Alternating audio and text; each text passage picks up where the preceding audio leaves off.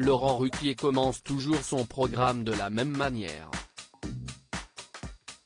Pendant que chante le générique des grosses têtes, il présente chacun de ses invités par une phrase, parfois faussement descriptive, ou très moqueuse.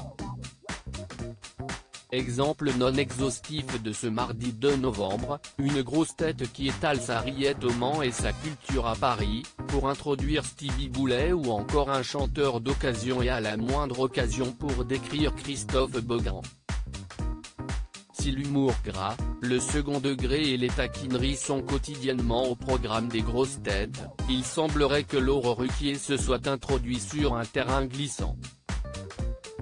Après avoir présenté presque l'intégralité de son équipe, dont l'ancien candidat de Loft Story et la journaliste autrice de Merci pour ce moment, Laurent Ruquier introduit Bernard Mabille avec un jeu de mots douteux, une grosse tête dont la rumeur dit qu'il utiliserait un maigre pour écrire, annonce l'animateur sous les rires gras de ses chroniqueurs. Les grosses têtes déjà épinglées pour des propos discriminants. Bernard Mabille s'amuse des jeux de mots de Laurent Ruquier. Vous êtes content de vous hein? Ça demande des heures pour trouver un truc comme ça.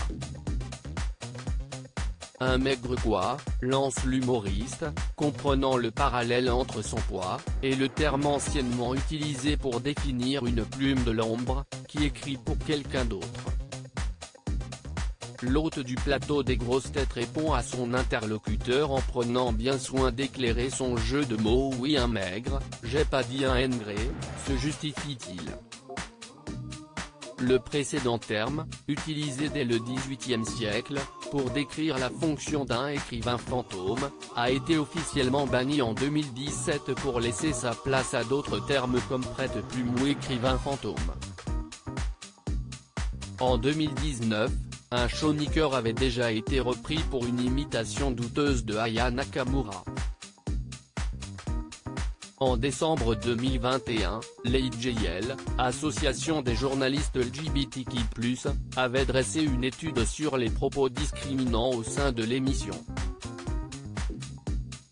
L'association avait relevé 159 propos sexistes, 66 déclarations homophobes et transphobes, 51 déclarations racistes, 29 déclarations grossophobes dans l'émission diffusée sur RTL Lodi DJ.